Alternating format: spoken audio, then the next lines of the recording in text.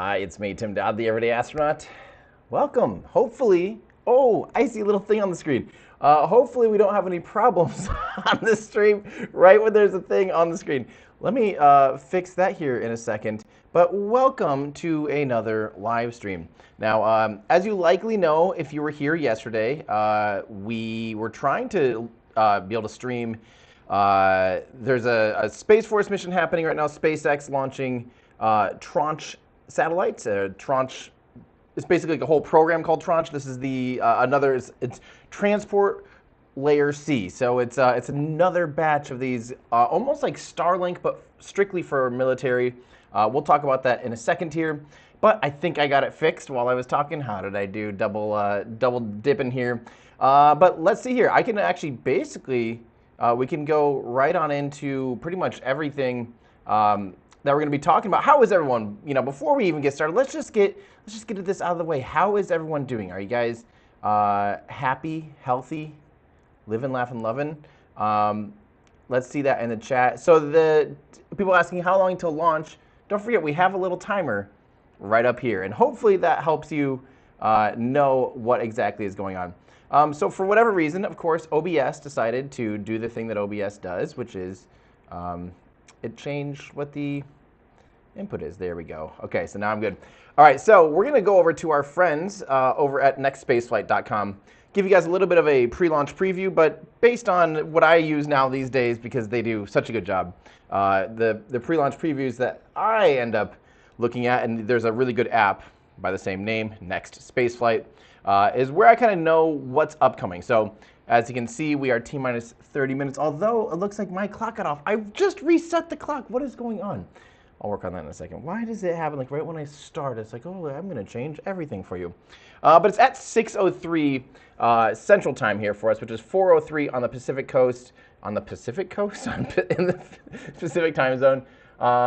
It's out of Vandenberg launch. Vandenberg Space Force Base. Let's keep going.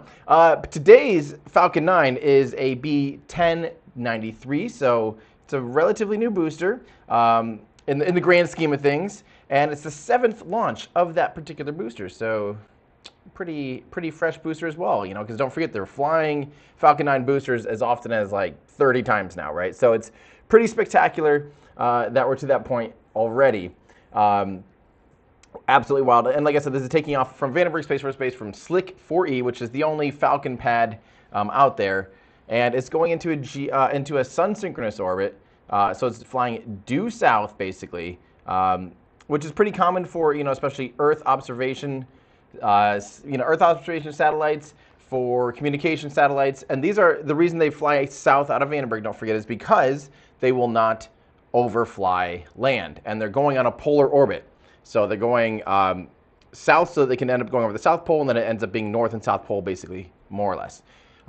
They are doing that type of stuff now at a Kennedy Space Center, but it takes a little bit of a performance hit if it's having to do like a dogleg maneuver from Kennedy. It's a little bit higher performing if they're flying due south from Vandenberg versus, doing a polar orbit from Kennedy Space Center. So, here's some extra stats about this. It's the 547th Falcon 9 mission. That is absolutely crazy to me. 129th mission of 2025. The Falcon 9, 134th mission for SpaceX this year. We're only just now in Q4. So, yeah, we're looking like that's going to pretty easily be, 170-ish or something. Do the math. One more than that. More like, 180 probably or so. Absolutely wild. What a world. And it's the 235th orbital launch of the year. So that's pretty wild. It's just crazy. It's so hard to keep track of all this stuff. You guys know that, we don't always cover every single launch because there's quite literally infinite these days. It's just like, it's absolutely crazy. Good thing we also just got, let me go back to this screen for real quick, and I'll transition here real quick to show you a fun little update from our friends over at SpaceX over on X. A minute ago posted this, and I like this. This is good. This is saying all systems are looking good and weather is trending favorably for today's launch. of SDA's basically second Tranche 1 transport mission from California. Prop load is underway, so that's excellent. That's what we like to hear. Again, I will fix our clock here in a second because it appears to be off. And just so you know, too, this is the Semper Sidious is the Space Development Agency, which is goes along with the Department of Defense, works with Space Force as their to help basically be the people in charge of the actual mission. So this is this is like I said out at Vandenberg. So yesterday was a perfect example of a scrub and a rare lightning-induced scrub, right? So like I said, the reason that I'm excited about this launch in particular, the reason I'm streaming, you'll see that it says sponsored by Space Force. That's because they allowed us to get on base earlier this year at Vandenberg Space Force Base. It was amazing, and we had a really good time. So they're actually the sponsor of this stream because, it's been awesome working with them to be able to get behind the scenes. We even went into the ROC, which is the Range Operation Control Center, where they're quite literally like looking at everything. We got to see the LWO, the launch weather officer is the LWO. What was the Launch Control Center?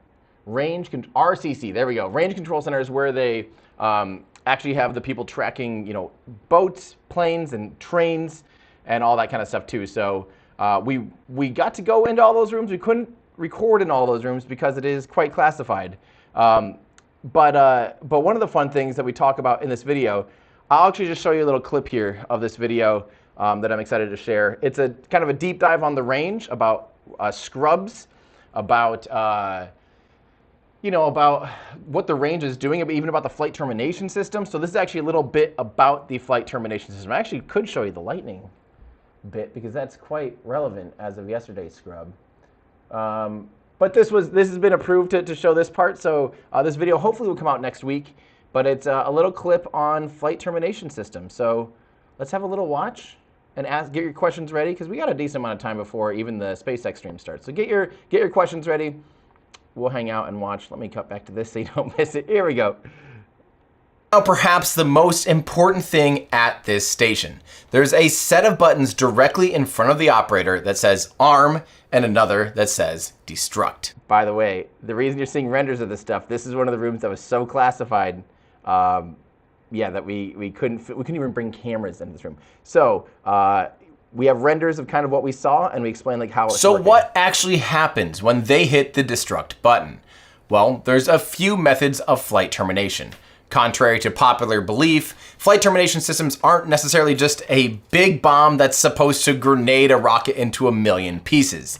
The main goal is to simply stop thrust. If you stop thrust, the rocket will follow a ballistic trajectory, and as long as it's within the bounds we just talked about, it'll impact the ground safely within the debris impact zone. So one of the simplest methods of flight termination is just a system that terminates thrust. This can be a manual override to the engines that simply shut them down. We especially see this on smaller rockets where the total potential blast from impact wouldn't be too big. A good example of an engine termination system is Astra's Rocket 3. You can tell when the engines get cut off and then all of a sudden just falls back down to the ground. Another good one was ESA's first launch of their Spectrum rocket that also had this incredible shot where you see the rocket begin to veer off course, the engines are terminated, and it falls right back down intact. Now, luckily in this case, the rocket didn't land back on the launch pad, but it sure was close. Solid rocket motors also have thrust termination ports, which are explosive charges that will blow open ports or vents in the motor casing to reduce the chamber pressure and stop thrust. Another common method for flight termination are linear-shaped charges. These are long ribbon-like cords that are typically mounted on the outside of the rocket. This helps to ensure the tanks are completely sliced, so it splits open and pressure is lost, which cuts propellant feeding the engines. In 2015, for the CRS-7 mission, we saw the in-flight abort of a Falcon 9 be triggered. Its linear-shaped charges were activated after the second stage had an issue on ascent. Lastly, there's just high explosives charges, basically C4 placed in strategic places on the rocket. They're often mounted at common bulkheads between oxidizer and fuel tanks to ensure mixing of the propellants to burn off as much as possible before it impacts the ground. Starship famously had 2 weeks of high explosive charges on the first launch, which actually activated when the rocket was out of control on ascent. The flight termination was successfully triggered, however, the charges just blew holes in the side of the rocket, and it continued to spiral out of control intact. Needless to say, for Flight 2, they beefed up the flight termination system a lot, so something like this could never happen again. Speaking of having the termination delayed, you might notice in some videos that it seems like the MIFCO is asleep or something, or they're waiting way too long to terminate the rocket. Like, there's clearly an issue and the rocket will just keep firing and going out of control and falling for far too long. And the MIFCO is doing nothing. Why? This is intentional. As long as the rocket isn't crossing that flight termination line, the longer the rocket can be transmitting data back to the ground, the better. Every single millisecond can be hundreds or thousands of channels of data, and these can be used to help look over afterwards to help discover the root cause of the issue. Another factor is if it's safe to do so, delaying the termination can minimize the debris field. If you terminate a rocket several kilometers in altitude, the debris field will obviously be much larger than if you detonate it close to the ground. But something's changing in this regard. Okay, that's your sneak peek for now. Like I said, you guys know me, that when I make a video, I really want to learn something. I really want to have fun. I really want to do things that like get me out of bed basically and get me excited. And flight termination is one of those that like I've kind of known about, but I didn't know that much about. So being able to get some of those questions answered, but ultimately learning like about the range and ultimately learning about weather constraints and all that stuff, I thought was pretty awesome. So well, hopefully when that video comes out, hopefully, yeah, when that video comes out, you guys watch it, you learn something too. Let's take a couple questions, and then we have a couple more things here before the SpaceX stream starts. Let's see, this is from, I saw a couple really generous super chats. We did have Astro Joe celebrating 33 months of membership. Thank you so much. Let's see, this is from Denny. Denver from Hopper House. Nice to meet you, brother. What's coming down the pipeline for the channel? So there's quite a few things that is going to be happening here in the next 3 months. So this video, I've got 2 videos that I'm shooting in the next week. 2 weeks, I guess, technically. And then another long form video that I've been working on for a few months already, kind of about the Artemis program. And then I think the other thing that I've been working on like nights and weekends has been music. As you maybe know, all the music in my videos is always original. So been working on a whole new album, going to program a whole show of it, play the whole thing live and put that up on YouTube when it's done along with the album release. I'll do a Kerbal party and we'll stream for like, I don't know, 10 hours or something when it comes out. So you can all get your little fill there of Kerbal and stuff like that. And that'll probably be I think that'll be in December. I might do that around the holidays or something when people are kind of hanging out at home looking for something fun to do. And then Astro Awards in January is another big one. So we're, again, doing the Astro Awards on, what is the date? It's January 17th and 18th down there in Austin, Texas. So hopefully you guys show up. We're almost sold out of our top package. And our second one is half sold out already. So if you've thought about coming down and you wanted any of those exclusive access things like meet and greets, the dinner with the with the special guests and stuff, you better get on that because they are almost gone. So January 17th and 18th, better check that out. That's a huge deal. Like that takes so much time. That's already taken so much time, and we haven't even it's not even the event. Just the planning around that stuff is pretty wild. So that's what kind of stuff's coming down the pipeline. Yeah, I'm excited about that. That's a lot of fun. That's a lot of fun. So I'll get this kind of ready to go for when the actual, we're T-minus 21. Let me double checking my clock. Okay, cool. My clock is right. Yay. All right. I'm going to make sure I have the official webcast ready to go so we can watch. It's probably going to be kind of short because I think they'll cut the view off before payload deploys since it's a classified Space Force mission. But yeah, that being said, I should actually also mention, because this video is sponsored by Space Force, who again got us incredible access onto Vandenberg Space Force Base earlier this year for the next upcoming video that I'm really excited to share.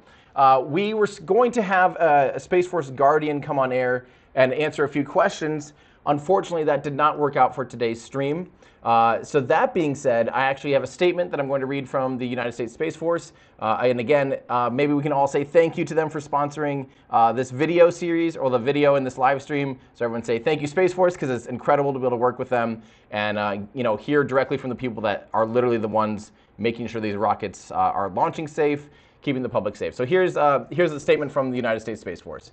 As one of 6 U.S. military services, the Space Force secures our nation's interest from and to space to ensure space superiority, global mission operations, and assured space access. To do this, the service has strong partnerships within the space sector, to include NASA, which focuses on space science and exploration, and industry, which provides commercial services to public and private customers. The service plays a huge role in supporting spaceflight with missions such as GPS satellite operations, space domain awareness, and launch operations. Guardians help facilitate these launches by providing customer support, maintaining infrastructure, and monitoring launch conditions. After launch, our global satellite operators track environmental factors and threats to ensure successful, safe, and seamless launches. So like I said, being able to actually talk to the people that are the ones on the range, making this stuff happen, seeing what types of thing, what kind of data they're looking at, what numbers they're going over to make sure a rocket's safe to launch. It was pretty eye-opening. I've been around this stuff for almost 10 years now. I had a lot of questions, that's always my favorite thing, is when I have questions like that and I actually get to get them answered and just sit there and ask an expert. That's like my all-time favorite thing. It's just like, that's why I love doing interviews with, people like, Elon Musk, Jeff Bezos, Andy Lapsa from Stoke. When I get to just sit in front of someone and just, dive into their brain and get answers, that's when I'm happy. So yeah, thank you guys so much for joining in this stream. Let's answer a few more questions while we wait for this launch, which I'll have it pulled up as soon as the thing goes live. So yeah, again, wait till you see the video, because I think you'll be very excited. Yeah, on that note, Viomi, why is this mission, is this significant? So this is the first mission that I also have streamed of Vandenberg after I've been to Vandenberg behind the scenes. So for me, it was just like we were supposed to do a thing where we had a Guardian explaining some of this stuff, but we're going to kind of bake that into the video now. And that was just a partnership that we developed with the United States Space Force, which also were sponsors of the Astro Awards last year, or this year, I guess. So it's kind of been this long, ongoing thing, and it really has helped us be able to get access to certain things. And yeah, it's just been amazing. So this is a good question from Gabe. I suppose a lightning strike can be potentially fatal for a rocket. Yes, you're right. The lightning commit criteria is something we talk a lot about in this video, because I didn't realize, I thought after Apollo 12, because I don't know if you are familiar with the, here we go. Perfect time for this. I don't know if you're familiar with SCE to aux, like this. When on Apollo 12, it got struck by lightning twice, and all of their instrumentation started going absolutely crazy. And they're like, what do we do? And they're sitting there thinking maybe they have to pull the abort, actually hit the manual trigger for the abort, pull off the rocket. Luckily, a few things went their way. Number one, the actual instrumentation that drove the Saturn V, so the instrument unit was still actually on, so that didn't get fried. It was actually still running properly. But all the data inside the command module was just absolutely wonky, completely out of whack. And so one engineer at NASA, I forget the name now, we talk about it in the video, recognized this pattern and goes, well, why don't you guys, why don't you switch the power from SCE to aux? So it's the source conditioning equipment. So switch that from normal power to auxiliary power. And that cleared the signals, and Apollo 12 continued. So for me, I thought that Apollo 12, like, that was the lesson learned. We can't launch in lightning, right? Like, just don't launch in lightning. I don't know. Or clouds that can produce lightning. It's not that crazy, is it? But come to find out, it took until, oh man, was it, again, I should watch my own video. Was it 1989 or 1998? It was way more recent history than I thought, before lightning hit another rocket in Atlas, and it caused a signal to basically give the rocket like a hard yaw. It just totally like fried the signal, and the rocket just goes, and when it did that, obviously, it broke apart. So that's when we developed, well, NASA and those in charge put together the lightning commit criteria. So that's what we still follow today, which is basically a bound of rules that says don't launch in these certain conditions. So This is from Denny. Doesn't this man deserve more super chats? People, you're getting a lecture right now. Well, I don't know if everyone wants to be lectured at per se, but I appreciate the super chat and the support. Yeah, I like, you know what, to be honest, I actually like these smaller streams like this just because it offers a little more. I get way behind on the questions and stuff, so I'm not overwhelmed feeling, which is, I don't know how to feel about this. What's it like to be not overwhelmed? I don't know. All right, let's see here. James Bramlett, is your watch band a nod to the old suit? Well, just orange has kind of been a brand color. Yeah, it's been a nod, to the orange spacesuit. It's just sort of the brand colors, that bright, like, safety orange, the pumpkin suit orange. Even our controller. By the way, I don't know if you guys saw on our Starship launch, I was using this custom controller that our friend Colin built. And I was thinking that the camera did not record. Come to find out, my friends, guess what? That camera did record. And I can show you that recording right now, because what else are we doing while we wait for this launch? Let's go. 1 second, let me switch over. Check out my tracking camera that I shot during the launch while I was trying to also commentate, which is, let me just say, impossible. There you go. Oh, it's sorry.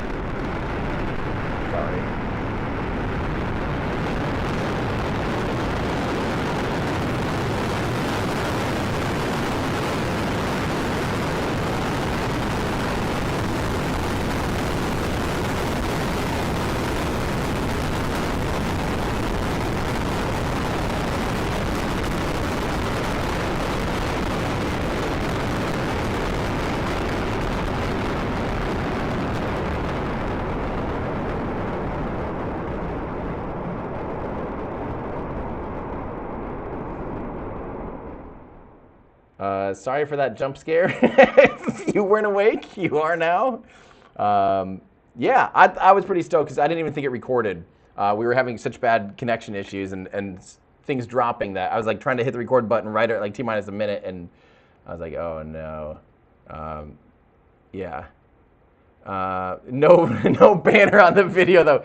Yeah, I am sorry about that. I don't know. We've never had that happen before. That was a new failure mode where for whatever reason, it just was like, hey, we're gonna make sure this automated process where the comment like goes away just didn't. Like, we don't have control over that. It just, they go away after, a set amount of time. For whatever reason, it just stayed up on screen though for like 10 minutes, and we're like all of us were like pretty tied up doing things during the stream, so we that's when it's like the most active, so troubleshooting something like that is not the best time. We had all of our operators like physically doing something, and it took like over 10 minutes to trace down the actual problem. I love that you guys still hang out with me even though it's not always the most smooth sailing, but maybe that's the appeal. If everything is perfect, what would the adventure be? This is Paul Topping. I want to know when they arm the FTS. Is it just before blowing it up, just before liftoff, or just after liftoff? So properly arming, I believe, is literally just the signal they send before the destruct button. It's just a two-step process, so you don't accidentally have someone going, oops, and they blow up the rocket. I believe that's the arm command. They do activate, and they'll say FTS safe. You'll hear that. I don't think I talk about that in the video. I believe it gets turned on separately, like to be in the receive mode and powered up with the rocket. I don't think, it might vary rocket to rocket though, but the arm button, I don't think they hit arm unless they're intending to also hit destruct. So hopefully, I should probably try to get some clarity on that though. Wanting to know if this video will be on this channel? Yes, of course. The video will be here on Everyday Astronaut. It's the next video coming out. It took a little longer than normal. I always say that. My videos always take way too long. But this one was a little more involved when we're working, on base and having to get things approved and stuff like that. So, James Luke, you write your own music? Yes. You can find it on Spotify and Apple Music. Any song you've ever heard in any of my videos since the very beginning of the channel in 2017 has always been original music. Something that's just kind of for fun for me, but also is what I used to do a lot when I was younger. I'm going to refresh this just because I realized that maybe... Oh, they are live, but not with anything of relevance, I don't think yet. Okay, give me a second. I've got this pulled up here. I'll be watching. I'll go ahead and just give you guys a little preview that they are indeed live for it. Cool. Okay, this is good news. So that means they are still tracking. Let's see. So, yeah. Oh, and on that music note, the other thing is you can also find, I have an Instagram account where I'm showing some teasers of the new music as well. And so find that at Everyday Astronaut Music. You'll see little bits of some of the new songs. Let's see. Does it sound like my laptop mic? I don't think so. I believe it's this mic. Hopefully that's, does it sound decent? I mean, it's the same setup I was using yesterday, so hopefully it's good enough. Oh, that's awesome. Rob, my wife and I got 2 orbital tickets the other day, plane tickets sorted today, and just need to sort hotel. Yes, that's awesome, Rob. I'm so excited. I'll see you at Astro Awards. Can't wait. We're going to be involving a lot of awesome people this year. So I'm really excited. Last year was incredible. I think it's just going to be even better this year. Let's see. So, Destaki, I have a general question. Do we expect that SpaceX might restrict public access to Starbase? So you might not be able to get as close as you can get now to Starbase. To be perfectly transparent, that's always been my fear, is that like now that they're incorporated, they won't be able to shut down the beach because it is a state beach. It's a public property. I don't think they want to. However, I do think it might be in their best interest at some point to offer like an alternative route to the beach. I don't know how feasible that is. I have no information on that, but that's always been my fear, is like, it's probably in their best interest and just for, operations to have that road just be their property, right? So if they could maybe offer up an alternative route to the beach for the state, maybe that would start to restrict some access to that area. Again, I don't know what the legality is. Oh, here we go. We're getting ready for the stream. I will shut up as soon as they start. So, yeah. So, hey, Gemini, thank you for saying thank you to Space Force. And yeah, thank you, Space Force, for making this video and the upcoming video possible. Really, really appreciate it. All right, once this is go, we will listen in and we'll see if we can catch anything about Tranche 1. Tranche 1. Let's see. I'm going to keep answering a few more questions because this interest is still going. Can I stand up and give you a shout of the awesome Rocketdyne shirt? You can get this on our web store, everydayastronaut.com. It's part of the 1969 collection. Yeah, it's awesome. And kind of a vintage F1 tee. And yeah, 1969 collection, everydayastronaut.com/shop. Actually, this is on coupon code, and same with the 1969 hat. Coupon code launch day, all one word, all lowercase. 15% off of the 1969 collection. So if you're bored, do that. Here we go. Good afternoon, and welcome to SpaceX's live launch coverage of the Space Development Agency's Tranche 1 mission. This is SpaceX's second Tranche 1 mission this year for the agency. The Falcon 9 rocket on your screen is currently awaiting liftoff from Space Launch Complex 4 East, or SLIC 4E, at Vandenberg Space Force Base in California, in just about 8 minutes from now. Hello everyone, my name is Corey Brundle, and I am a senior software engineer here at SpaceX. Today we are delivering to orbit 21 satellites provided by Lockheed Martin for the data transport layer of the Proliferated Warfighter space architecture. The data transport function delivers tactical data to warfighters wherever they are in the world. These 21 satellites are the second of 10 satellite planes that make up the first tranche of warfighter capability. When fully deployed, Tranche 1 will consist of 154 operational space vehicles plus 4 missile defense demonstration space vehicles. Both the range and vehicle are currently green, and we are on track for an on-time liftoff at 4:06 p.m. Pacific Time. Weather is continuing to look good for today's launch, with a 20% possibility of launch weather constraints. Now, if needed, a backup opportunity is available tomorrow, starting at 3:57 p.m. Pacific Time. As a note, we will not be showing any Stage 2 or payload deployment views at the request of our customer.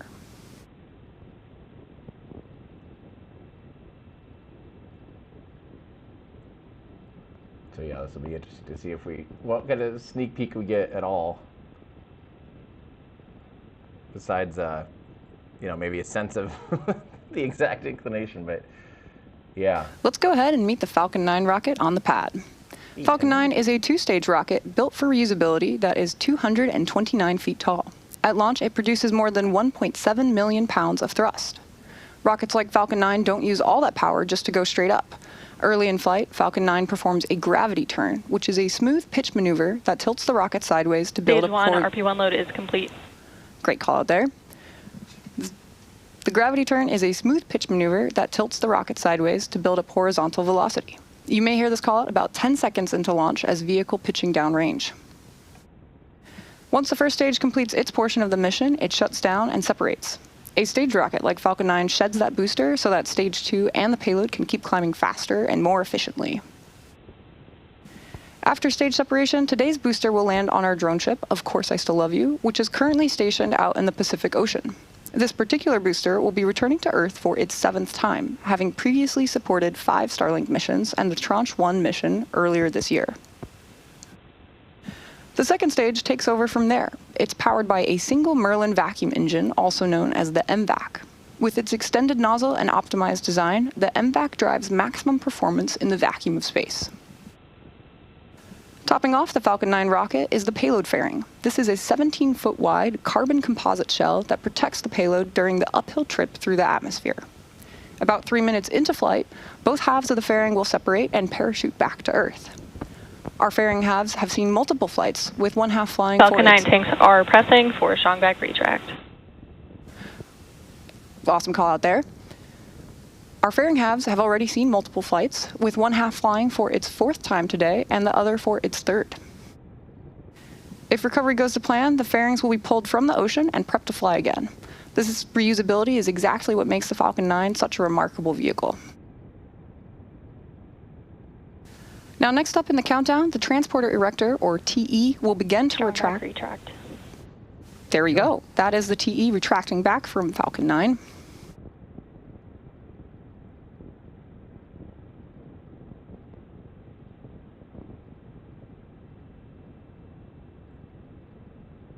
The TE is the large truss structure you see standing next to the rocket. It's hinged at the base and connected to the launch mount beneath the first stage. First, the clamps around the second stage open, then the TE begins to pivot back, slowly pivoting away from the rocket. It should reach full recline by T-minus 2 minutes and 50 seconds. There we see that retraction.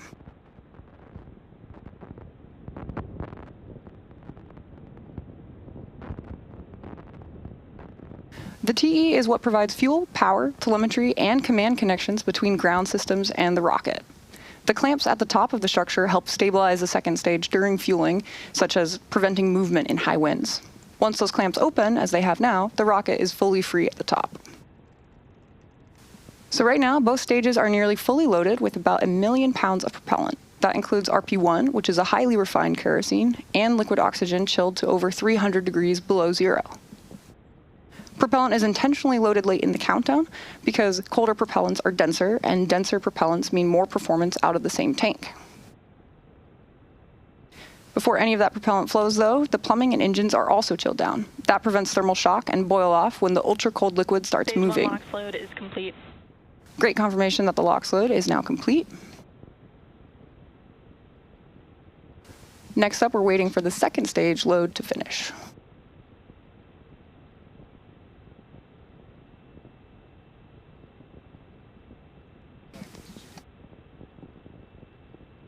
At T-minus 60 seconds, Falcon 9 will enter startup, and at that point, the rocket's onboard flight computers take over. From here on, the countdown is fully autonomous. Then at just inside of T-minus 2 seconds, the 9 Merlin 1D engines will ignite. Once they're at full power, Falcon 9 will lift off the pad and begin its climb to orbit. So we're coming up on that stage 2 LOX load completion in just about 10 seconds from now. Riveting commentary. Hey, I'll talk when they're done talking. We'll talk about what happens afterwards. This is going to be pretty short and sweet since they're not showing payload deploy. So we got time to answer your questions. I just have to listen in. You know, they have the information. We're just watching along. And we've got some good questions queued up. So stick around. We'll get your questions. This is just, honestly, this is like the best for Weather you guys. is still looking green, and the range is... Stage 2 LOX load is complete. There's that LOX load completion. Weather is currently looking green, and the range is ready to support our T0 of 4:06 p.m. Pacific time.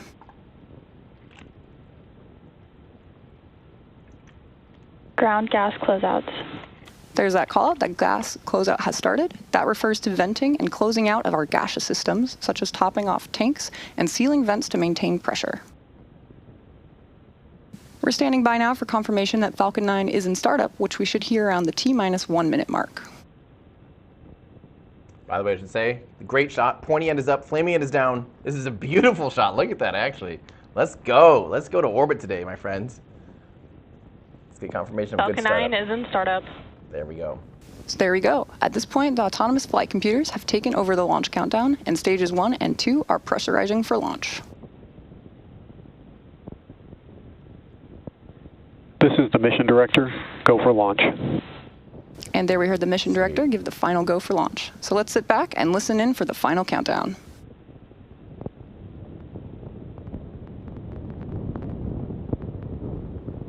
T-minus 3 seconds. It sounded like 30 seconds. Let's go.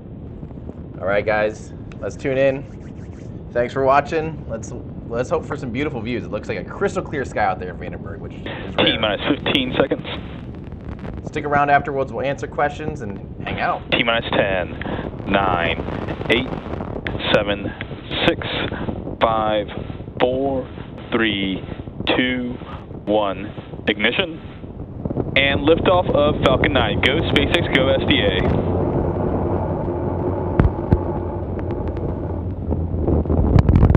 Vehicle is pitching downrange. MOD chamber pressures are nominal. That's a good tracking shot. Look at how smooth that is.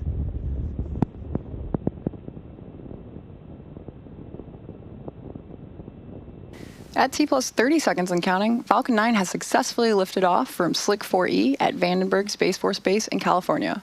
We've got a great view of the rocket today. In case you are just joining us, this is the Space Development Agency's Tranche 1 mission, and we just had an on-time liftoff today. Power and telemetry nominal. Nominal liftoff today at 4:06 p.m. Pacific Time. Coming up next, the vehicle will be passing through Max Q, which is the point in the mission profile where the vehicle Vehicle is experiences... supersonic.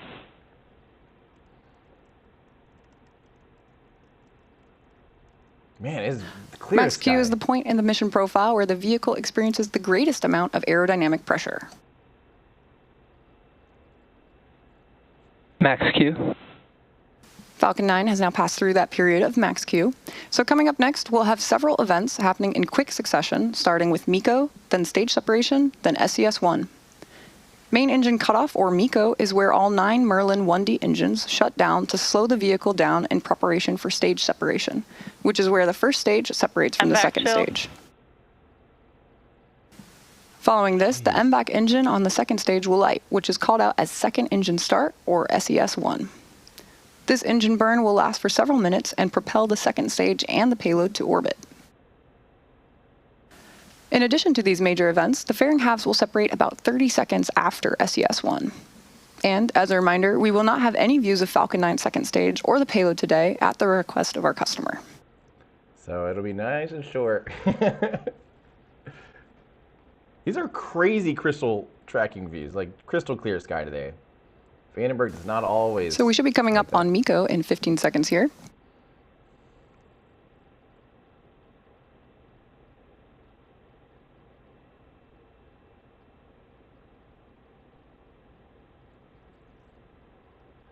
Probably get the call out before we see the MECO. visual. Stage separation confirmed.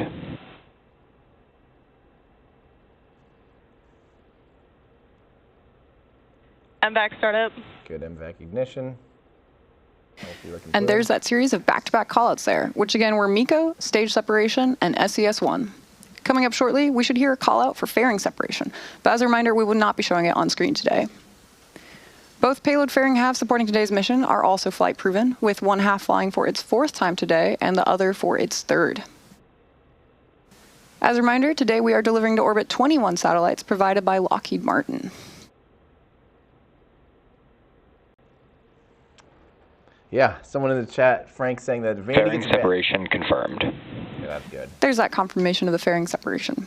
As mentioned earlier, we will be attempting to retrieve these fairing halves again once they fall back to Earth with our West Coast recovery vessel, Go Beyond. Today is SpaceX's second Tranche 1 mission this year for the Space Development Agency. Our first Tranche 1 mission successfully launched on Wednesday, September 10th at 7:12 a.m. Pacific Time from Space Launch Complex 4 East, which is the same launch complex we use today at Vandenberg. Vandenberg's what?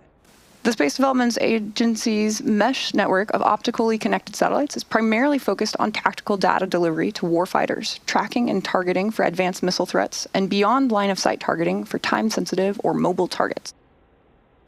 We're currently just over 4 minutes and 10 seconds in today's mission. The next major milestone coming up in about 3 minutes will be the entry burn of the Falcon 9 booster as it continues on its journey towards our drone ship, Of Course I Still Love You, stationed in the Pacific. To start the entry burn, we will relight 3 of our M1D engines, which is similar to pumping the brakes to slow down the vehicle as it passes back into the Earth's atmosphere. We need to slow down the vehicle to reduce re-entry forces, which then helps us recover and reuse the first stage. So crazy how absolutely routine this is. Like, just, yep, another launch. If you're just joining us today, we are delivering to orbit 21 satellites provided by Lockheed Martin for the data transport layer of the Proliferated Warfighter space architecture. The data transport function delivers tactical data to warfighters wherever they are in the world. These 21 satellites are the second of 10 satellite planes that make up the first tranche of warfighter capability. The Tranche 1 constellation serves as the initial warfighting capability for the Proliferated Warfighter space architecture and provides regional, persistent access to warfighters on land, at sea, and in the air for communications supporting advanced missile warning and missile tracking and beyond line-of-sight targeting. When fully deployed, Tranche 1 will consist of 154 operational space vehicles, plus 4 missile defense demonstration space vehicles.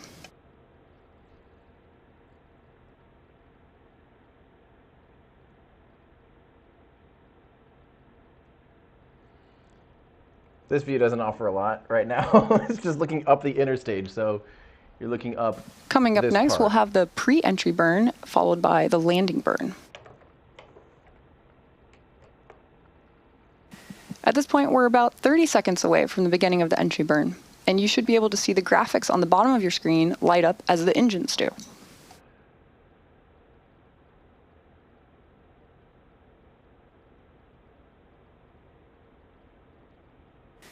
Another 15 seconds here until that entry burn begins.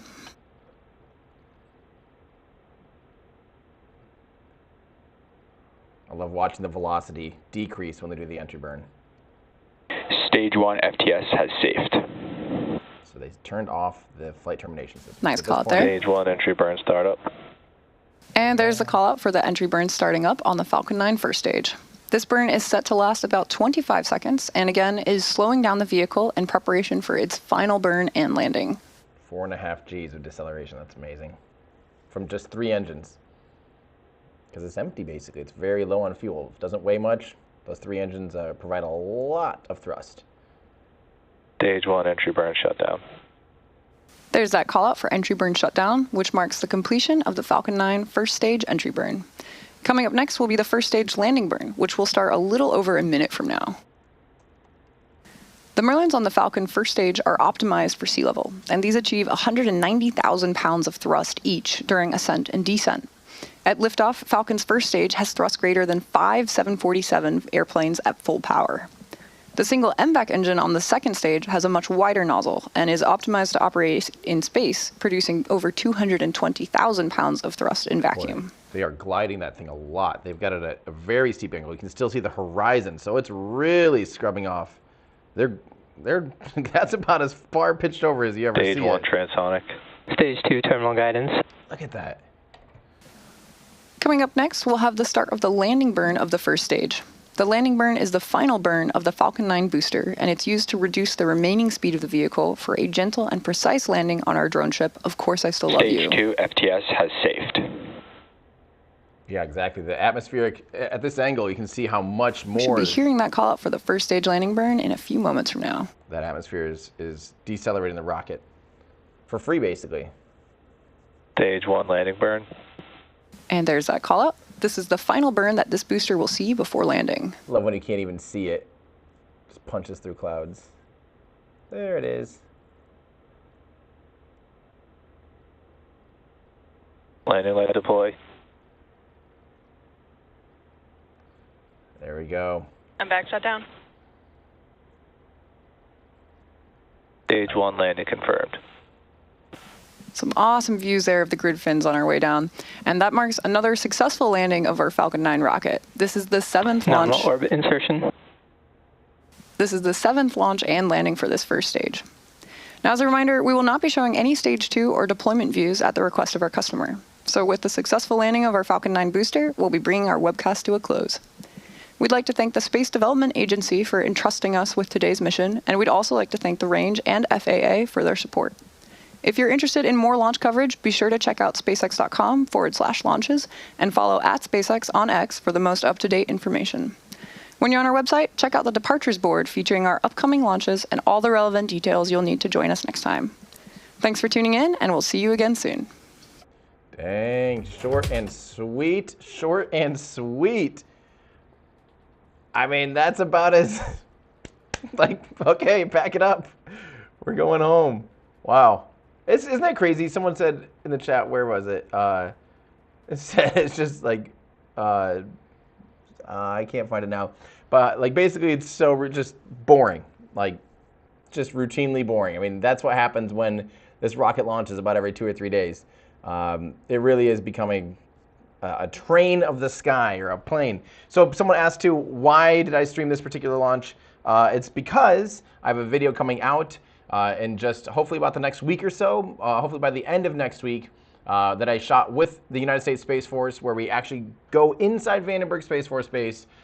We got to record in some places that I don't know if any public has really ever shot in, including inside the Range Operation Control Center.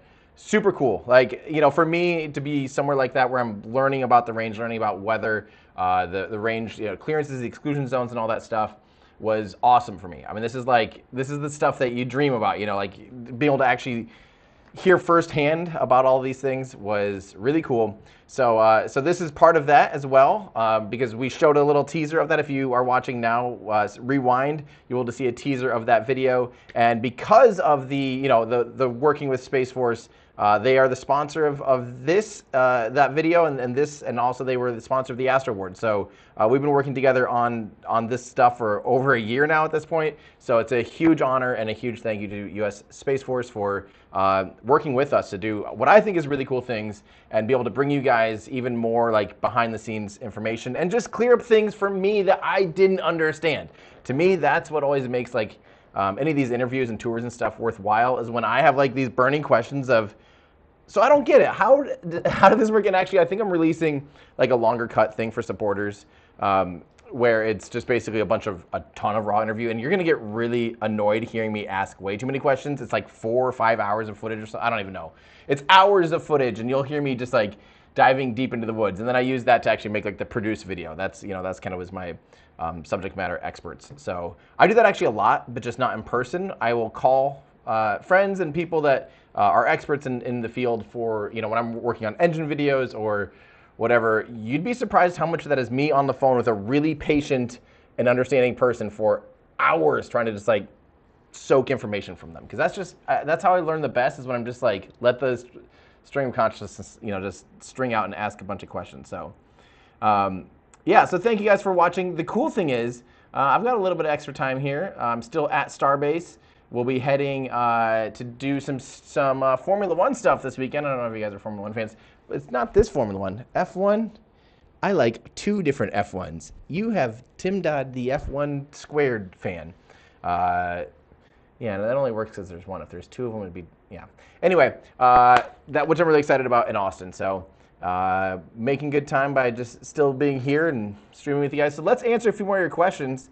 William wants to know, this is probably in relation to yesterday's Flight 11, how long until V3 flies, so version 3 of Starship?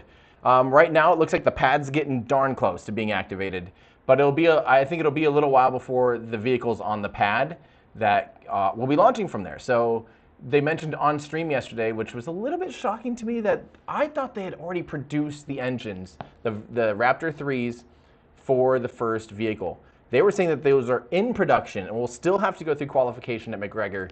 So right there, we're looking at, I don't know, weeks, or whatever. By the time they're fully acceptance tested, maybe a month. I have no idea.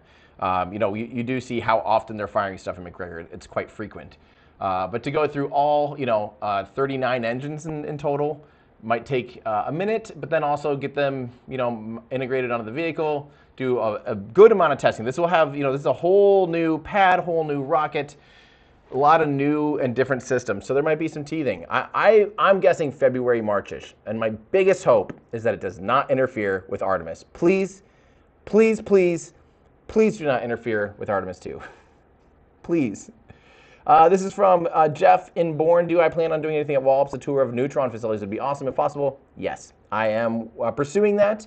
Rocket Lab's been receptive to that, so I really do hope to get that worked out here. Once once Neutron's on the pad, let's go out there. So let's see. Please do a pointy end of flaming down check. I did real quick. I snuck it in.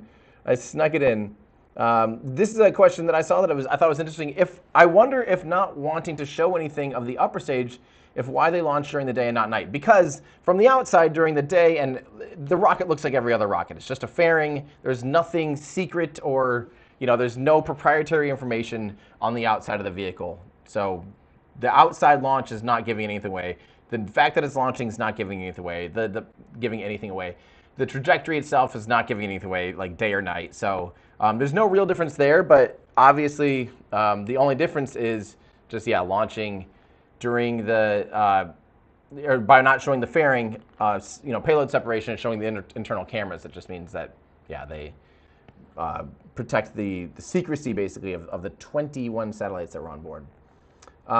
This is from Jeffrey Lau. I've wanted to start doing space. I'm guessing either exploration updates or explanation updates myself on YouTube. What are the best ways to use footage I find on YouTube? Should I tag the footage and give credit to the source, or what is the best? So, Jeffrey, that's a good question. Ultimately, I have to say, I'm not going to give legal advice, but I would potentially ask a lawyer about, fair use in your country, and Creative Commons use. So that's kind of as education when you're commenting on something and making. And especially the best thing is NASA footage is always Creative Commons. It's footage shot by a United States entity, so it's Creative Commons to be able to reuse and repurpose.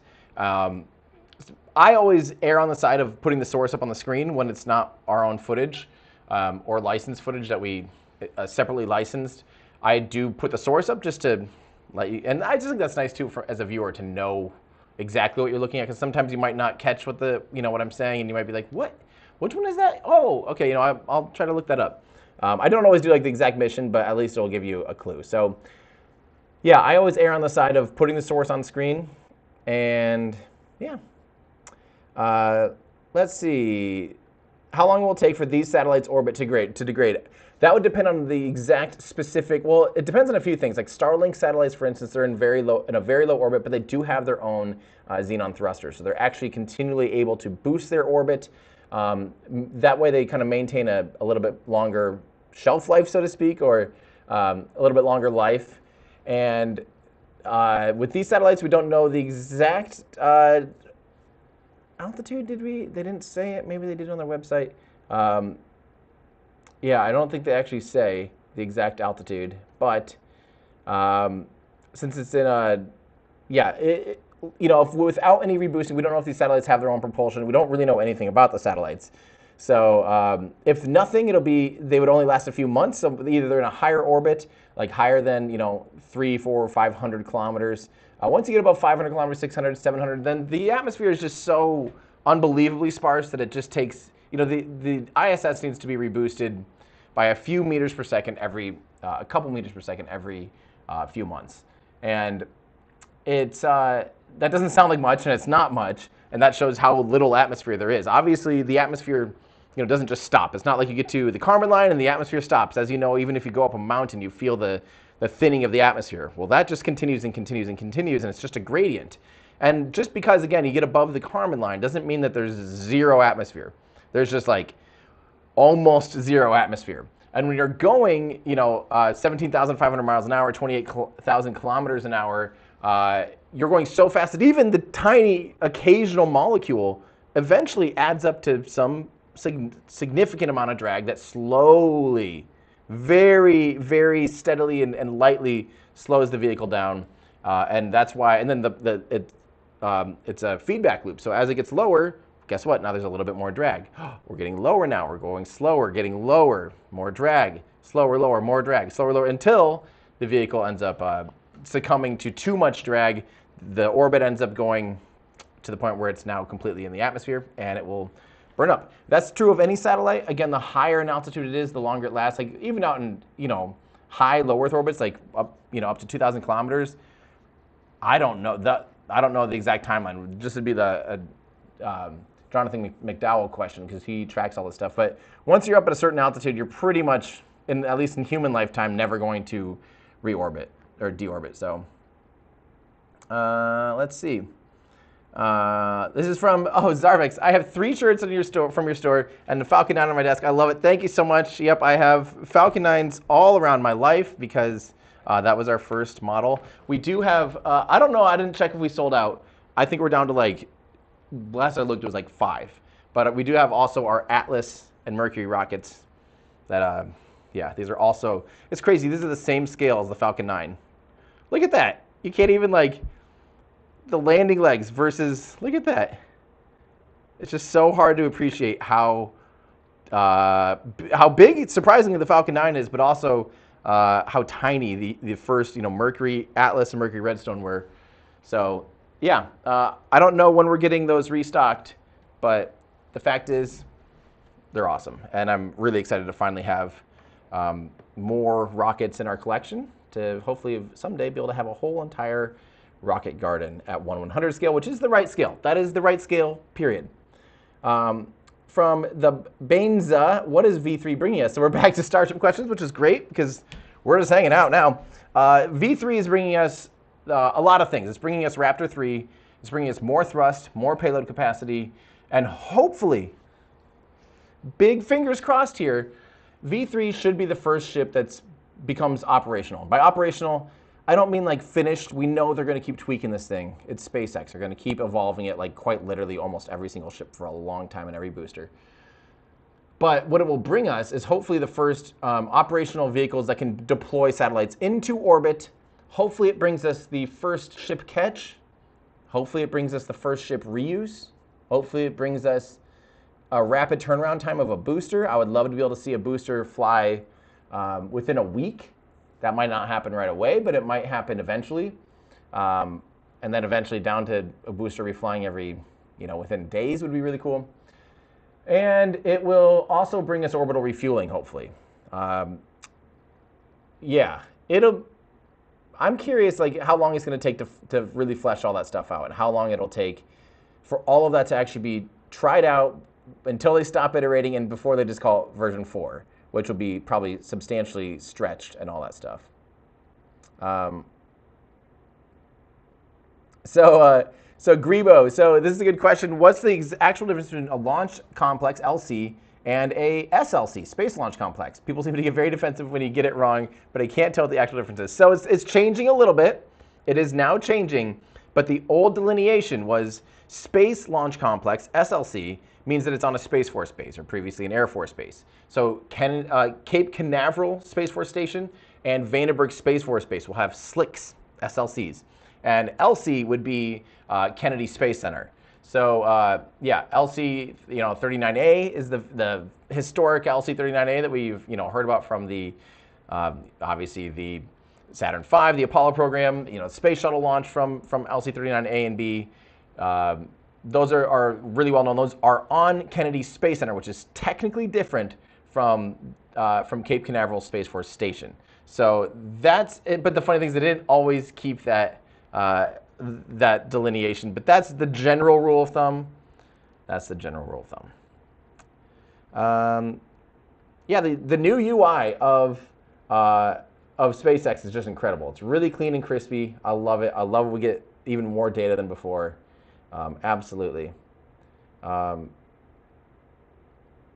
Oh, here's a question. They say liftoff way before half a second to 1 second before we see any kind of movement. Does this mean that liftoff really means release the clamps? No, it's the video delay.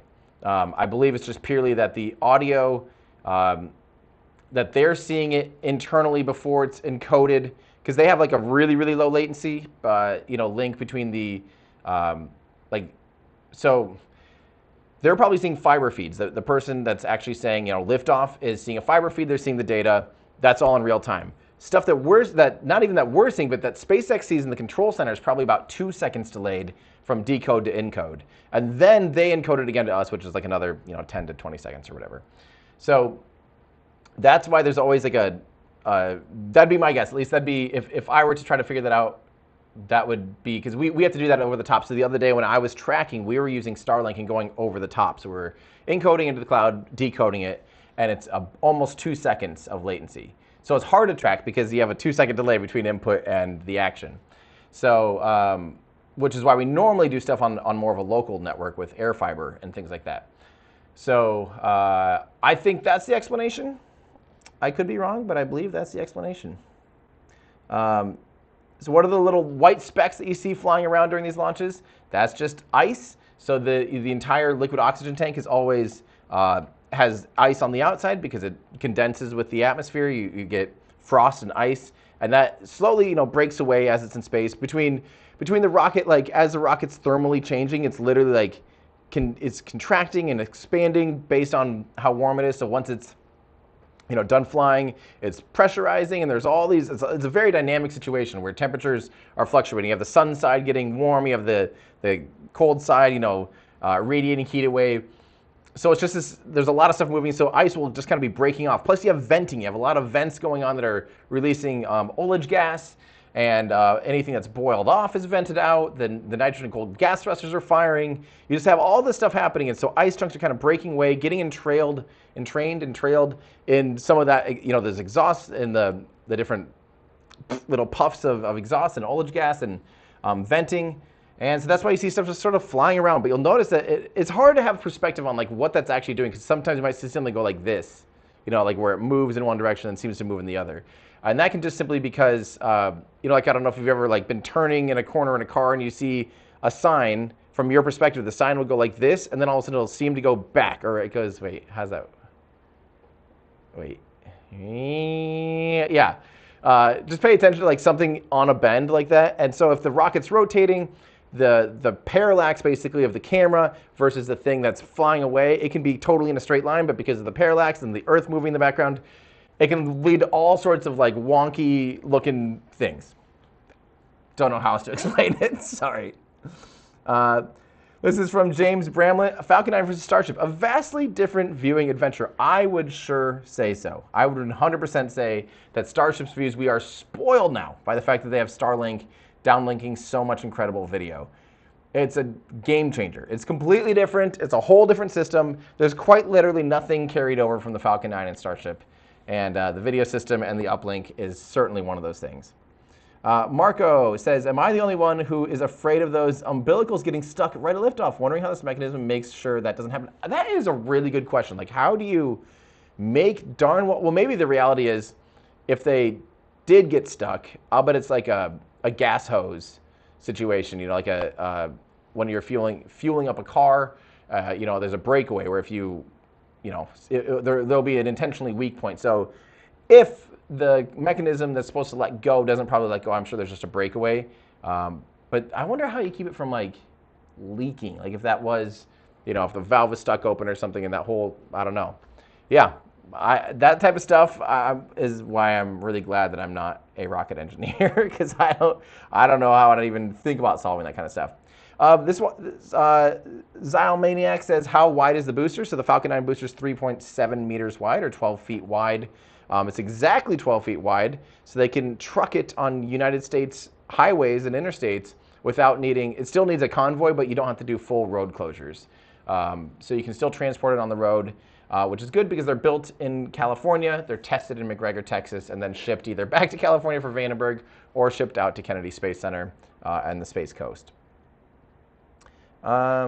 Yay, thank you, Fabian. I really appreciate that. And again, I appreciate you guys just hanging out with me. I know it's a really random stream on a Wednesday night, but I do very much appreciate it. Daniel wants to know, hey, Tim, when could you do a deep dive on far future propulsion concepts? I have a hard time with concepts, to be honest. I like hardware. I like solutions. Totally like hypothetical, especially like hypothetical things that are like, well, if we figure out a way to just warp gravity around the vehicle, if we just do that, we can go really fast. It's like, well, that's a big what if. You can't just what if we just go faster than the speed of light, then we can get there really fast. Like, what are you talking? I don't know. I mean, obviously there's some far future that are more feasible than that, but I like when they start. So as far future forward as I like is just nuclear propulsion, like thermonuclear, like NERVA, and the RD, what was it, the RD8 something. Oh man, I need to brush up on my Soviet rocket engines again. This is from Gabrielle. You should do more Vandenberg streams so I can chat more. I mean, that is the reality. That is the good thing about doing a smaller stream like this, is that you're not trying to compete with 100,000 people at once. So, yeah, I'm appreciate you hanging out with me. It's kind of fun to I feel like this is a low-key, like, chill situation. David says, been watching launches since 1957. Have yet to be bored. Still pray for success. I know, that's the crazy thing. Even though this is, like, I have a friend that was literally has texted me about like being nervous about rocket launches, in particular this one. They worked on this rocket launch and like how big of a deal that still is. So even though the Falcon 9 has flown 500 some times, whatever it is now, and even though it's like so reliable, we just don't really see issues with it anymore at all. It's the most reliable rocket, especially since Block 5 got introduced. There has not been a launch failure, a mission failure. There's been, what is it, 2-3 landing failures out of like 450 or something. Like the landing success rate of the Falcon 9 is Block 5 is better than the launch success rate of the space shuttle. That's terrifying, if you actually put that into perspective. Let's see, from R. Cook, when the first stage is recovered, are all engines replaced or reused? So for the most part, I think the Falcon 9 just reuses engines at this point. They probably have I don't know how, there's not really been good documentation on what all they do to, to refurbish the boosters between flight. Pretty sure they're pretty well versed on how to just refurbish on site without like taking engines out. But maybe that's just what they do now. Maybe as soon as it's done, they take the engines off, give it an overhaul, put the ones that have already been overhauled back on. But that seems like a lot of work. That doesn't seem very SpaceX. So I'm not sure what the exact answer is because that's all proprietary. So, yeah, thank you. Cycling sleep. That's the hardest thing I've ever tried to say, and I'm never gonna try saying it again. Oh man. Tyler Lutz, when Flight 11 landed, there was venting above the skirt section on the tile side of the ship. Was that normal? Was there a hole burn through? I don't know. I was wondering that too. I initially thought, oh, it's like maybe some entrained gas again, like maybe a vent, where it's kind of like coming out, getting stuck under the tiles or something from the leeward side or from the skirt section. But then, and at the header tank, and I was like, but that doesn't really make sense. Might have been some burn through. There might be little cracks and holes. Don't know. We'll have to wait to hear if that's the case. And if so, the fact that it held up, even if there was spots that had burned through, that's pretty fantastic. That's a really good sign. Because you'd even worry about the structural rigidity since it's a pressurized system. And obviously, if it were to lose full pressure, I'm sure it'd lose a lot of rigidity, or lose rigidity, period. And likely, would not be able to do the landing burn. So I'm surprised. If it is burn through holes, then that's crazy. This is from Hop Hayes asking Formula One questions. Who's your favorite driver and team to follow? I went to Monaco 2 years ago just for qualifying. Highly recommend. Yeah, I would love it. Monaco is like a dream Grand Prix for me. I'm a McLaren guy. I like McLaren a lot. However, honestly, this is the worst answer you'll ever hear. I just love it all. I like the engineering aspect of it. I love seeing improvement. Like, it's been really fun to watch Williams improve. I'm friends with Liam Lawson, who's a V-carb driver. So I got to cheer for my boy Liam. He's really, really nice, actually. It's funny, he has this reputation, I feel like, but he's actually the sweetest, most enthusiastic person, loves spaceflight, watches rocket launches, so he's one of us. So if you're a rocket fan and you're looking for someone to cheer for, Liam Lawson. Brian Sutton, does this launch take significantly different angle of ascent than Starlink launches? Usually we can see the launch from San Diego. Today was crystal clear and I couldn't see it. Interesting. Yeah, it might have. It might have. So that's actually a really good question. It all depends on the exact destination, what altitude, the exact inclination. They didn't publish that. Maybe they did, and I don't know. I'll hopefully be corrected in chat if that's the case. But yeah, that's interesting that you couldn't see it from San Diego. But maybe the lighting, sometimes the lighting conditions, it's backlit that time of night right now. Too bright. Maybe it was just hard to see. It could have maybe been a little bit more retrograde than normal. This is JS Web Music. Is SpaceX still using your idea to use gas in the tanks for navigation? So just to be clear, and I've tried to clarify this a few times, I asked a question, and I actually kind of asked the question because I don't really think I liked the warm gas thrusters, we'll call them. Instead, hot gas to me infers ignition. Warm gas would be what is the ullage of the liquid oxygen and liquid methane tanks, or the oxygen and methane tanks. The ullage is just the gaseous versions of those. So they're not hot, they're warm. In fact, they're like just above cryogenic temperature, so they're still like freezing, but warm relative. In fact, you could actually almost call that a cold gas thruster still. But the fact that they're using boiled off propellant is kind of what makes it different than a cold gas thruster instead of just using like nitrogen. So yeah, for me, I was almost like, but you're just doing that for the booster, because I'm just like, what do you, that's weird. You're not even combusting it. You're not using the full chemical reaction. You're just using the compressed, the reacting against the venting of the propellant, which I just thought was really weird. Come to find out, yeah, they're using that. They're using that still on Starship today. Kind of can't believe it's working for them. People thought it wasn't going to work for them, me included, and here they are. Cranehawk, where's the stuck super chat banner? When more Rocket Lab launch coverage? Can't wait for new time. That is really funny you say that. I have literally tried like 4 different Rocket Lab launches where I was getting ready, and then I'm like, I'm traveling that day. I can't even cover this one. Or I'm gone that day. Like, it's been terrible. I've been wanting to do another Rocket Lab stream. I used to try to cover, but they're starting to fly so often too that it's not as big of a deal anymore as well. But I need to cover a Rocket Lab launch again. I need to give them new music because they're still using old versions of old songs. So I do need to do that.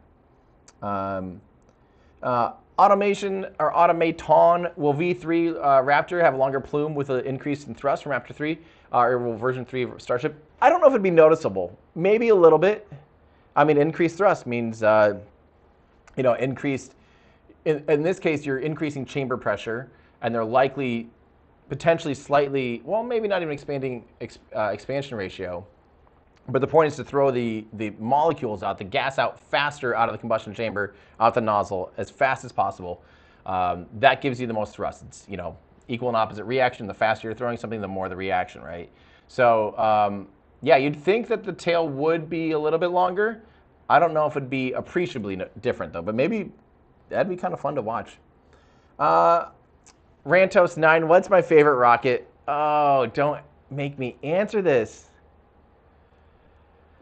It changes. I mean, I love and appreciate the Falcon 9 for being just such a workhorse, and the fact that it's the only rocket still to this day landing and being reused and all the great things that it does. It's hard to not be really excited about Starship because of its potential, the sheer visual and audible, the wildness of it, how just crazy it is. I love Starship for that. However, how can you not love the Saturn V? How can you not love Buran? How can you not love the N1? To me, the N1 was awesome. Like if N1 had gotten a chance to fly more and get into the N1F series and start using NK-33s and stuff like that, I think that would have been hard to beat. 18 meters wide. Are you kidding me? Like Starship's 9 meters wide, so double as wide as Starship at the base. That would just look so ridiculous. Bummed it only flew 4 times and never got a chance to fly successfully. I don't know. We'll just keep it at that. This is from John. I can remember a few short years ago when the first stage landings were far from routine or successful. Things have come along nicely. It's crazy. It's changed the game for SpaceX. It's completely different now, and that's exciting. It's really fun to be able to watch that happen. So, Trent S8 or SATE. My wife and I haven't missed an Astro Awards yet, but this year much more expensive for orbital tickets. What is new? So this year, well, a few things. Unfortunately, the cost of the venue has gone up a lot, which is scary. The convention center that is normally home to like almost every type of event has been closed for renovation like throughout the whole year, and most of it's closed still during the Astro Awards. So that's jacked up the prices of every other venue in town because everyone's like, oh, well, you can just jack up prices. It just costs a lot more. We still haven't really made it like properly green yet. We're trying to make it so I'm not losing money doing this. And that's, like to me, that's kind of, it's fine to lose money in something that I believe in, because I really do believe this is like the ultimate get together for the space community. I really think the Astro Awards are something special for the people that come and attend and receive an award and get a chance to sit and celebrate their mission like they haven't maybe had a chance to do yet. Have people applaud their mission. I think that's really special. We hear that from every single person. It's like the most common feedback is, I didn't know how much I needed that. The people that are working on these missions. Like I've never stopped and just gone, wow, that was really cool. The past 12 years of my life preparing for this mission, I never just, and to be able to do that with them and give them a platform like that, to be able to receive cheering is awesome for me. But the point is, we're still actually, like, especially if you include, by the time you include the VIP access and the meet and greets and all that stuff and the after party and things like that, we are like 10% the cost of any other conference. Like, we're really, and I'm trying to keep it as cheap as possible. I'm just trying to also not lose tens of thousands of dollars every time we do this. So it's just, but I want it to be, it's important for me, especially with young people and families to be able to come. Yeah, and it's not actually, if I remember right, orbital access didn't go up that much, but yeah, we're just trying to still make it so we're not losing money, especially as prices increase on things. But we're also trying to, keep it a good value for everybody too, because I know that's important. And I know the conferences and stuff, a full 2-day conference, I don't know of anyone that you can get into general admission for under, there's very few that you can get in for under $200. Like the Space Cowboy Ball, the IAC, Space Symposium, all those, I mean, they're anywhere from like the cheapest entry to those is like $500. Most of them are like $2,000, $3,000, $4,000. So it's important to me to try to do it the best we can with the resources we have. Ghostly Prophet, do you still honestly think that you will get your ride on Starship before you pass away? Ghostly Prophet, no, I do not. We lost that opportunity. Yusaku Maezawa, who was the person that founded Dear Moon or started Dear Moon, backed out. So with that, yeah, obviously I'm not ever riding on Starship. I knew it was going to be a long time. I was prepared for like 2028, 29, 2030, like it didn't matter. I knew it was going to take a while. I said this over and over and over, that trying to put a date on this stuff is stupid because it's really milestone based. We should be looking for progress and milestones. We're seeing those milestones slowly tick away. There's still a very long ways to go before Starship is flying humans, and especially flying humans to the moon. There is a lot of steps between here and there. And I was okay waiting. I think the crew was okay waiting. Yusaku Maezawa was not okay waiting. But if Starship pans out and if competition kicks up and prices start to lower, maybe there's going to be opportunities to fly on a rocket before I pass away. That would be a fun thing to do before I leave this planet, metaphorically speaking. But I'd also die perfectly happy if I never got to go to space. It's not been like a life goal of mine. It'd be amazing, right? I mean, how can it not be amazing? This is Grebo 7 UK. I'm just going to say this.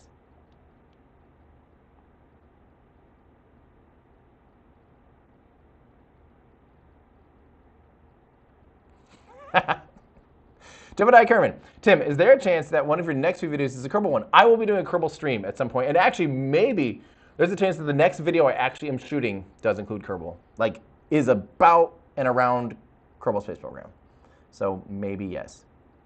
C4 Corvette. Love a good old C4. What do you think about Astra after everything that has happened? Also, fun fact that a lot of SDA sats actually use their Hall effect filters. That makes sense. See, that would be what I think Astra should be doing more of, is making in-space systems. Not a fan of the smack talk from Chris Kemp lately. I don't think that's very team space. But I mean, I get it. I don't think they should be in the launch business. I think they should be going full on into their in-space propulsion. I think that's a good market. From Kyan, tech-related question, what do you think of the DJI mic compared to the Mic 2 or the ones? So this is not the mini mic. This is actually the DJI Mic 3. So it's almost like a mixture between the mini and the 2. It's almost like an exact blend. Still offers float point audio, which is awesome, 32-bit float point, so you still get like that raw audio.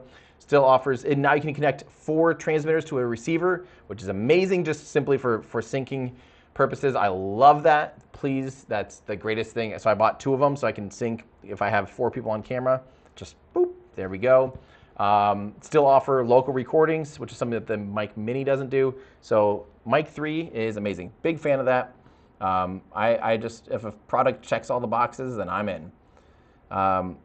From JS Web Music, these will be the last few that I answer here before I head out and get some food and get ready to for a travel day tomorrow. JS Web Music, with all the heat that with the ship experiences during reentry, how do they prevent the fuel used for the flip to not boil off? So it isn't a separate header tank, and that header tank probably has a little bit insulation just with the fact that it's, inside of it. So I don't know if there's like a vacuum jacket, probably not, because it seems to be built into the bulkhead. But there might be an advantage to having it basically having very little conductive transmission of heat from the exterior skin. But that's the whole point of the heat shield, is to obviously keep those temperatures low. But yeah, there's going to be boil off. There's going to be boil off. That's something they're calculating, and know. And yeah, I'd actually be curious if there is a way to help mitigate that, and if there is a way to optimize that in the future once they kind of get stuff figured out. Gordon Tyler, is there a virtual ticket to the Astro Awards that would give us some behind-the-scenes access that could help fund it without overloading the venue? We're slowly trying to integrate more things like that, but it's really difficult to pull off both the in-person aspect as well as a live stream. The first year we did it, it wasn't amazing. It was really hard on our team. Last year we couldn't because we didn't have permission to park the trailer. There's construction where the trailer would need a park to be able to run a show. So we could not do that last year. This year we're planning to bring the trailer. We're planning to try and live stream at least the awards portion of it. Yeah, I don't know. And we're slowly just trying to go one step at a time so we don't overcommit. Each year, like last year we grew. Same with, the ticket prices, like I said, with the more stuff like that we do, the bigger the risk is. And as far as like bringing in more crew to do all the stuff, we already have a pretty big production crew. Yeah, just one step at a time. I do think that'd be cool, though. I do think that'd be cool. Gabriel Gomez, what did you study to get into being an aerospace YouTuber? I studied nothing. I have a 2-year degree in nothing. I was a professional photographer for 8 years, worked odd-end jobs before that, fell in love with spaceflight, and just couldn't stop thinking about it and trying to absorb as much as I could. And that's the point of Everyday Astronaut is, if I can learn this stuff, you can learn this stuff. There's nothing... obviously I think degrees are incredibly important. These are the people that are doing the actual work on vehicles and on rockets are the people that have gone out there and studied and have an aerospace engineering degree that are making those decisions, et cetera, et cetera. Vital. I learned from them. That's why I love having conversations with experts. I watch a lot of videos. I read a lot of books. I talk to people, and that's how I got into doing it.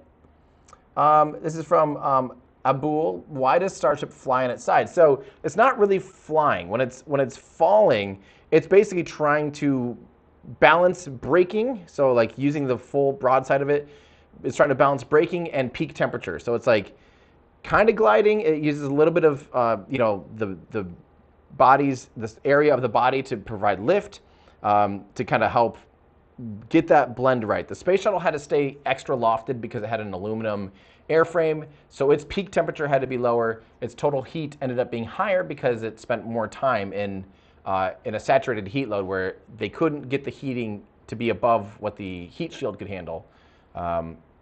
So yeah, it was a little bit of a delicate balance. Starship's just sort of doing things differently. It might look like it's flying like the space shuttle, but it's almost completely 90 degrees to the airstream on its like belly first versus about, well, it's not quite 90, but it's very steep. Space shuttle flew at about a 40-degree angle of attack compared to the airstream.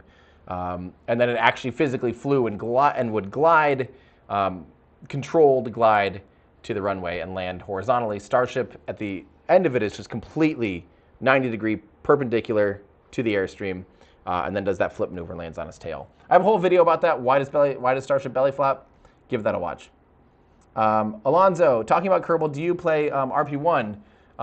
Is RP1 technically the mod pack? Because there's RSS and RO.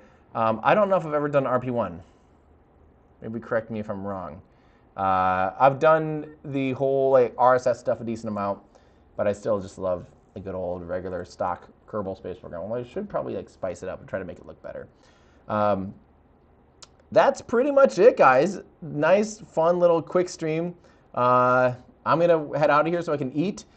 Last reminder, get your tickets now to Astro Awards, January 17th and 18th. Austin, Texas. We'll be having a lot of amazing guests, and there will be a whole guest list coming, or a whole, you'll be able to see who's coming with the speakers and the panels. It's going to be awesome. Last year was incredible. This year is going to be even better. So yeah, Astro Awards, January 17th and 18th. Get your tickets now, and support and be part of something that I think is really awesome and meet a lot of cool people. It doesn't get much better than that. And then yeah, we have 15% off of anything in the 1969 collection. So you can see the entire 1969 collection, including the Rocketdyne shirt I'm wearing and the hat I'm wearing. 50% off by using launch day. All one word, all lowercase, launch day. Yeah, get in there, everydayastronaut.com/shop. And lastly, one last big thank you, and everyone please say thank you on my behalf to the United States Space Force for sponsoring this video, sponsoring this live stream, and helping facilitate the entire upcoming video that I'm releasing, hopefully next week, but for sure by the end of the month. So everyone say thank you to them, because without Space Force, I wouldn't be able to have done this, so or done that video. So thank you so much, United States Space Force, for sponsoring today's live stream. And that's going to do it for me. I hope you guys have a fantastic week, and hopefully I'll see you sooner than the next. Yeah, I'll definitely stream again before the next Starship launch and before Artemis rollout and Artemis 2. I'll stream again probably in November and in December, so I'll see you guys then. Thanks, everybody. That's going to do it for me. I'm Tim Dodd, the Everyday Astronaut, bringing space down to Earth for everyday people. Goodbye, everybody.